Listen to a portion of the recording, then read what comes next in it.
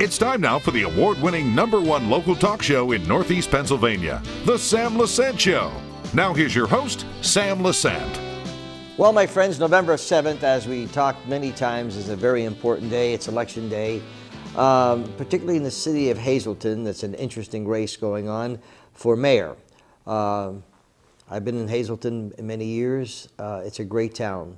And Bob Yevak's my guest today. Bob is running as a write-in campaign. Bob certainly is no stranger. He walks to town. I think he must put 100 miles a week on just walking. Bob, how are you? I'm doing fine, Sammy. Thank you for having me. How many miles do you walk? I average about 10 miles a day. Wow. Could you give me 5 of those? Listen, I enjoy walking. I enjoy seeing what's going on through the city. It's an asset for me to try to do good for the people. Yeah. I guess in your walks, you must really talk to a lot of people. I talk to a lot of people. I find out what their worries and concerns are, and I walk the alleys. I walk where the things are dirty and bad that need a lot of help. If you like drive up the main drags and everything looks status quo. I walk in all the alleyways. I walk wherever I can, and I see exactly what's going on in the city of Hazleton. So my question right off the bat is, why do you want to be the mayor of Hazleton? Sammy, I want to be the mayor of Hazleton. I'm 69 years old, and I've been in this city. I ran successful businesses all my life. I helped the kids for 40 years with the Little League programs, and I was successful. This city made me a lot of money. Through the years, I had 20 buildings going with 70 apartments at my prime. I had a few businesses going. I was successful in everything I touched. And Hazleton made me all that money, all the citizens of Hazleton. And I am so happy for that I was able to do that. And what I did is I sold off 95% of my stuff right now, and I made myself a self-made millionaire in Hazleton, which I am really proud of. But I couldn't have did that with all the citizens and all them little leaguers that grew up and are now coming to my businesses. I am so enthused about that. It's time for me to give back to the city. And the only way I could give back to the city is become the mayor, where I could give them 4 good years and really go out there and make things happen. And listen, 69, when I kick the bucket, I want my legacy to be Bobby Yevak made a difference. All right, now, there are a lot of concerns, okay, and all the candidates are addressing these concerns. What's your position on the crime in the city? Now, we're going to talk about crime, and let me explain to you. There's a situation here, first of all, with crime. We got a great police chief who does a great job. We got a police force that's second to none in the state. And we got, when I walk my 10 miles, I have cruisers all over town. I see them. They're all over town, right?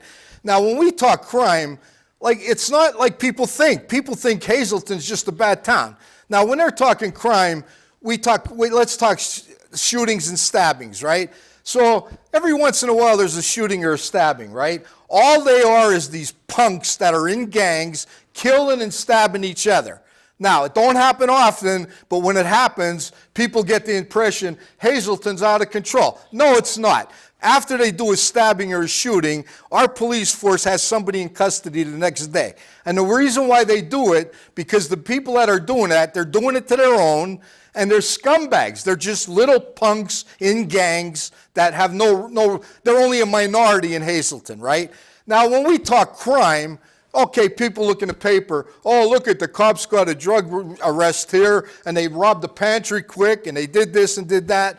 You want to talk crime, go to Chicago or San Francisco. There's crime. Hazleton only has minor stuff happening. Do we need it to happen? No. But when they rob a Turkey Hill, they've been robbing Turkey Hills when I was 10 years old. It's just a fact of life. But guess what? The crime is not as bad as people think it is. Hazleton, I walk Hazleton in the morning, at night, all different times. I walk streets that are supposed to be the bad streets. I was never, ever approached by one guy where they tried to say anything or do anything to me, right? Most of it is perception. Yes. And our police force, with the perception, people got to say, okay, we got a great police force, and they're putting these little son of a bees in bad. They're getting rid of them like it's only a minority. So Hazleton, crime-wise, isn't as bad as everybody thinks it is. And as far as our police force and our chief of police down there, they're on top of things. Don't let nobody tell you any different. Perception is the concern that we have. It's all perception. And because you hear it, some people say, I don't even go into Hazleton. I hear that all the time. So what would you do to bring the quality of life back, and clean up the city? Now, what's happening here is our quality of life is worse than the crime. Believe it or not, quality of life at Hazleton is worse than crime, shootings, stabbings, anything, right? It's just like getting out of control. Our city is dirty. Our city is dirty. I walk every alleyway, every main street and that. If you don't walk the alleyways, you don't see what's going on. And I see that every day because I don't miss one day walking about 10 miles a day, right? What I would do is, up in New York, Mayor Giuliani, long time ago, he started the broken window policy, where he went out there and he started nailing people with throwing papers on the ground. You got a fine. You start paying. You did something stupid over here, you got a fine. If you jaywalked across Broad Street, you got a fine. And guess what? He took care of all that little stuff, and the big stuff took care of itself by itself. He made New York the safest city. Hey, we're only a little piss-ass city with a few thousand people. We could do that here, and we could get on top of that and be real strict with that, and we could accomplish the same thing in Hazleton. Boy, you hit the nail on the head what you said about Giuliani, because I used to go to New York every Wednesday. And when he was the mayor, I mean, you could walk down Times Square with $100 bills hanging out of your Absolutely. pocket. And Absolutely. Now it's a complete disaster. That would be that's the way I would approach it. And, get these people that are doing stupid things, you're going to pay $300. You want to throw them pizza boxes on the sidewalk? It's going to cost you $300. So here, come after Yevak. Okay, now there's been a lot of discussion on the transfer station. In fact, Bob Yevak was on my show. I don't know if you saw that, but he explained everything about the transfer station and what was going to go on. I understand there's negotiations or they're talking about something. But what's your stand on the transfer? All right, my stand with it, let me tell you about this transfer station. First of all, it's the worst idea the city of Hazleton and the current mayor ever came up with. He should have never signed the paper to accomplish this with Rinaldi, right? Last week, I went up to DEP's office in Wilkes-Barre. I talked to them at the office. I want to know about this transfer station. Where's it at? The lady that was in charge, she told me, it's all public knowledge, naturally. She said, it's an open application on Broad Street. And there's some violations that Mr. Rinaldi has that he has to clean up. So as far as the transfer station, they're telling you this. They put it to sleep before the election until Cassatt gets elected, and then they would bring it back out and put it right up on Broad Street in the stripping pit. Now, people, the only way that guy's going to be run out of town is if Bob Yevak's elected mayor, where you write in Bob space Yevak. I will put that to sleep forever. Now, all the stuff you're hearing, they're looking for different sites, and they're going to do this and do that. It's a lot of crap. They're just waiting until after the election to shove it down your throat. Now, let me tell you one other thing about the transfer station. That stripping pit behind U-Haul has been there for 100 years. 99% of the people in Hazleton don't even know it's there. So it's not an eyesore. It's not a big deal, right? Their big thing is, we'll make Rinaldi make millions of dollars, fill it in with junk, right? And then after we fill it in, we'll have industrial space, right? Now, all the people out there, all my voters, what's going to happen with that industrial space? They're going to get 10 warehouses put in there years down the road, and there'll be tractor trailers up and down Broad Street, through the terrace, down Broad Street, all day and all night. So it's a lose situation. You got to elect Bob Yevak to get rid of that. Bob, there's a lot of concern about the problems citizens have. How are you going to address these problems that these citizens have? What I'm going to address with the citizens, now let me tell you, for the last couple of years I've been going to every council meeting. I go there, I sit there to learn. I sit there to learn and see what council and what the mayor, what they're talking about, what they're doing. I can only get smarter at them council meetings, right? So what's happening is I have a list that I've been keeping from every council meeting, people that get up on the podium. A citizen will get up to ask questions on the agenda, and then after the agenda, they'll get 3 minutes. They'll go up there, an old lady or an old guy trying to talk their 3 minutes, telling their problem, and all of a sudden, the guy at the table, your 3 minutes are up, sit down. They do nothing for them people. They waste their time at a council meeting, right? That's exactly what happens. What I'm going to do when I'm elected mayor, I'm going to have 2 town hall meetings every month. I'm going to have 2 town hall meetings from 6 to 9 down in City Hall at council chambers. Everybody's going to have the mic. They're going to tell me their problems. I'm going to write them down, every problem that everybody has that comes to my meetings, and I am going to address them. From the smallest problem to the biggest problem, I will address all the problems. People will have an open door to Bobby Yevak. You've been going to all these council meetings, right? Right. Okay. What changes have you seen over the years, Bob, in council? Well, in council, I mean, like as far changes, like in which direction? Well, I mean, in terms of, there's been a lot of progress done in the city, with the help of a cooperative council and a mayor. Oh, yeah. Well, listen, with a city council, there's nothing like having 4 votes on council, all yes votes, never having a no vote, and you can get things done because there's a lot of grant money out there. Everything that was done through the city is done with grant money. I mean, it's not that they went out there and raised money or found a new way or a new direction. It's all grant money. It's grant money that the mayor does now. He has a grant writer right in City Hall. And guess what? If I'm in City Hall with a grant writer right there, I'll get all that money too. And I want to tell another thing with, talking about getting that stuff done. Progress. I'm the president of the Mark Chunk Historic Society in Jim Thorpe, and I brought the Opera House down there where they have shows. I brought it back to life. It was having a hard time and needed a lot of work. I went down there, and in the last 5 years, I raised over $400,000. I got grants from the county commissioners. I got grants from Senator Udicek. I got grants from Senator Argyle. I just got a grant that we're going to get $100,000, right? And I went out there, and I'm not a grant writer, but I knew how to get it. And I could do the same with the city. I could be out there. I brought that place back to life. I made it the best venue in the state of Pennsylvania. It certainly is. That's what I did. A lot of great energy. And I will do Hazleton the same way. All right. Now, what's your, before we go to break, what's your stance on the recent purchase of the Godstein building for a police station? Well, if we look at this, now here's where I bring transparency in, okay? Now, the Godstein building, they bought it for, I think, $1.5 million is the talk on the street, right? And we need a police station. Our cops, our force doubled. We're out of room down in City Hall. I understand that, right?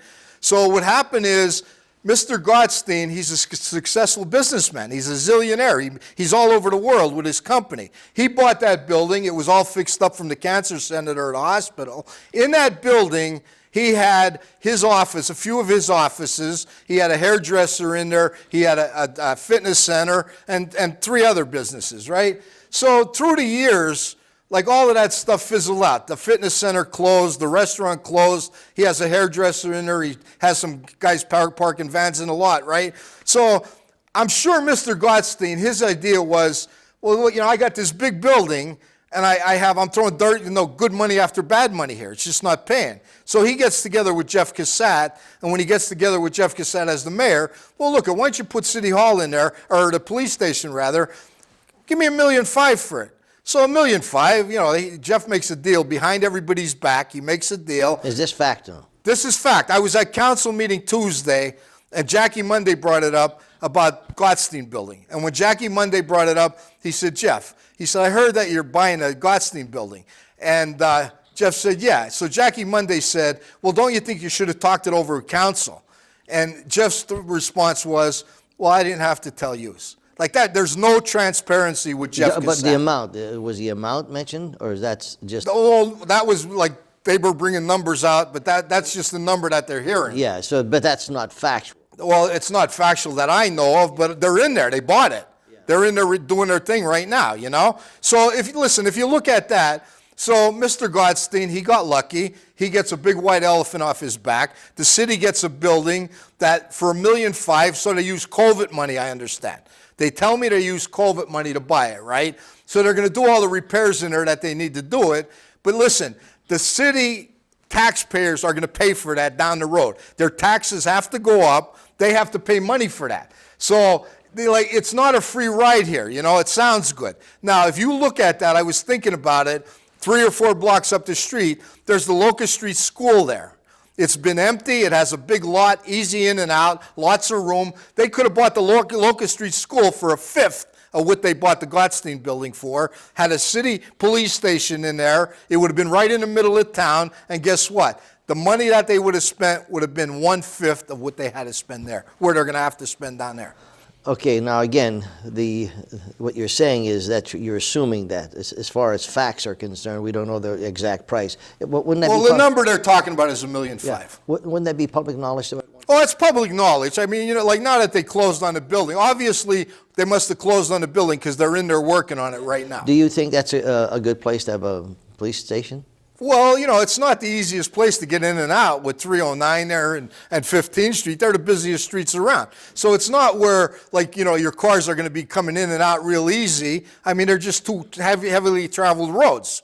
I mean, think about it. Like, they were talking, like, with this building, maybe put a fire station there. Can you imagine a couple fire trucks trying to get out there on 15th Street, Folks, I'm talking to Bob Yevak. He's running for mayor in Hazleton as a write-in campaign. And Bob, how do they do that? How do they write in? All you got to do is when you go to the polls, you go to the mayor race and you write in Bob space Yevak. Bob, B-O-B, space Y-E-V-A-K, and then you hit accept. It's real easy. And when you're at the polls, you're going to have the judges of elections at every poll. Now, last time I did a write-in thing, they were asking different judges of elections, and they were telling people, well, no, we can't show you, right? There's no problem with them showing you how to put my name in. And I want to tell everybody on this set and everybody out there that's viewing this program, if you get a judge of election that won't show you how to put my name in that computer, I want to be called. My workers will have my number there, and I will be there immediately to straighten that out and put them guys in their place. Okay, we're going to take a break.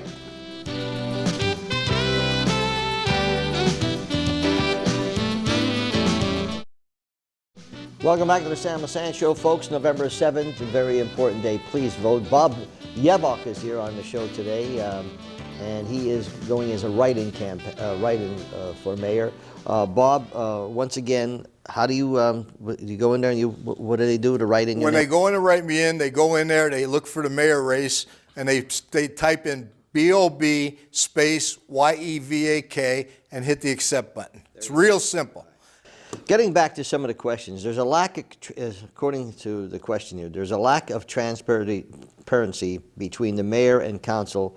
How do you correct this? Well, the situation is with the current mayor, he's on an ego trip. He does whatever he wants. There's no transparency with him and council. Obviously, they bought that building for $1.5 million and the council didn't know about it. So that's telling you something. So the deal is that, like, when I'm elected mayor, I will be transparent. If I go buy a box of bolts, my council will know what I'm doing at all times. With respect to code in the city, they are understaffed and overwhelmed. What's the answer?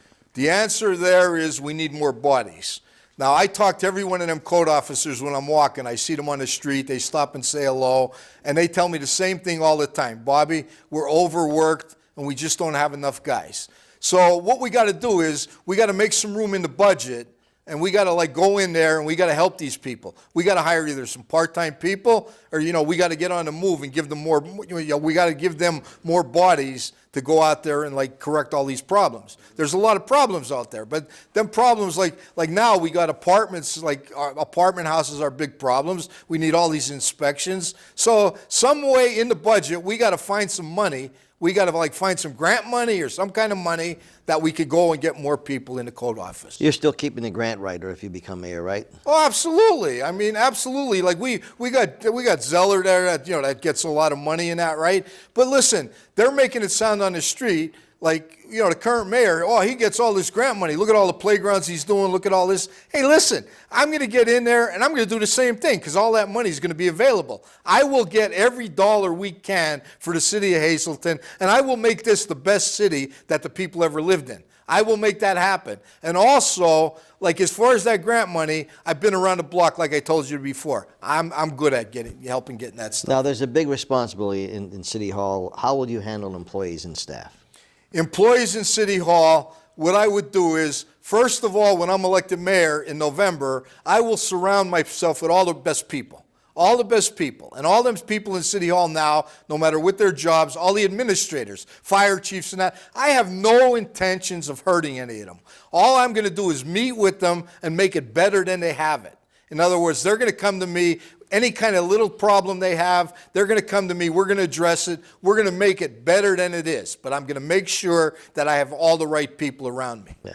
How do you, are you running with any members for, do you want any people that you're on your team for council? No, what I'm doing is I'm running strictly by myself. I'm financing my own campaign with all my own money. I'm not asking anybody for a dime. I was walking the streets a couple times. Guys were coming up, Bobby, I don't want no money, guys. Just give me a vote, and that money, you use that to do something to your house. I don't want anybody's money. I'm going to pull this thing off by myself, financing it myself, and working really hard. What will be your first policy when you're elected mayor? Well, my policy was going to be to just get all the right people in order that we have down in City Hall, get them at the meeting, and let's just start working to make our city better. Okay. Before I get to the last question here, Bob, you walk 10 miles, okay, a day, and I've seen you make it all over the place.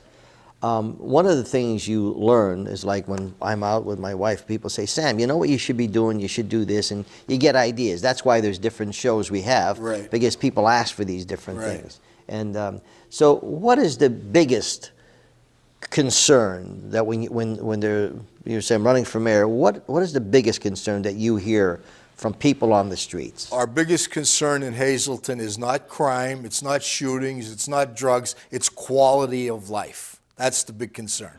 Like, we got people that are like, you'll take, when I was walking door to door, I've been walking door to door talking to some people now before the election, and I got people, you take a double house, like on Grand Street or Lincoln Street, right? You got a double house there, and what's happening is you got an old lady or an old guy in half of that double. Maybe their husband or wife died, and there's people that moved in next door, and they're just a different kind of people, right? These people that are living in their half, they have nowhere to go. They can't get out of that half a double. They're there till they put them in a box, right? And guess what? They're afraid to go in their backyard because nobody's taking control of it. Nobody's going down there to like see what's wrong and like answering their calls and that. So these people are against the wall. So without quality of life, we have no city. And I think that's the biggest concern. That's the biggest concern. And what do you tell the viewers, as far as the perception is concerned? Because as Hazleton goes, it affects a lot of areas. Listen, the people of Hazleton, what I tell them about perception is, we don't know what crime is. You want to know what crime is? Go to Chicago, go to San Francisco. You'll see some real crime, right? Hazleton, like, nobody knows more than me walking around the streets. They don't come after you. Like, the people that are doing bad stuff in Hazleton, even them drug people, like, they're stupid. They're just losers. They're lifetime losers, and they're in gangs. And them gangs, they're punks. All they are is punks. What will you do to try to eliminate these gangs? Well, we got our police force. I know the chief. They got some like real good programs, like like that. They initiated to go after these gangs and that. Naturally, we're not going to stop them all, but we're not going to make us live in fear. That's like idiotic. You know what I mean? Yeah. That's idiotic. And that's what most seniors that I hear. They're living in fear. Oh, absolutely. Because people move in and they don't have respect for their property. They don't have respect for the city. Loud noises, all the stuff, and they really shake. I mean, this one lady I won't mention the street, but she said, Mr. Lesante, I really shake at night. I'm afraid. They have no respect for the city, and how are you going to address that? Well, if them people, the ones that are having a lot of fear like that, naturally they're the ones that are probably afraid to come out. But I'm going to have an open door policy. I'll go right to their house. Here, like, you tell me what's wrong here, and I'm going to fix it. I don't have to take your name out of here. You just call me up. And I will come, I don't care what I'm doing, I will address that problem. I will come sit with you on your sofa, and we will take the bull by the horns and do something. Bob, if you fall short in your write-in campaign, what will you do in the city? Well, here it is. Like, for all the viewers out there, if you don't elect Bob Yevak for mayor, and write my name in, we're going to have a change in government, and we're going to have the first Spanish mayor. Because I am going to take, like, on a losing stick, I'm going to take over 1,000 write-in votes, which is going to make a big difference between me and Mr. Cassatt, and Mr. Vinny Castro is going to be in the driver's seat then. So I'm the only salvation you've got. Once again, Bob, tell them how they can vote for you. You could vote for me by going on the computer when you go to vote.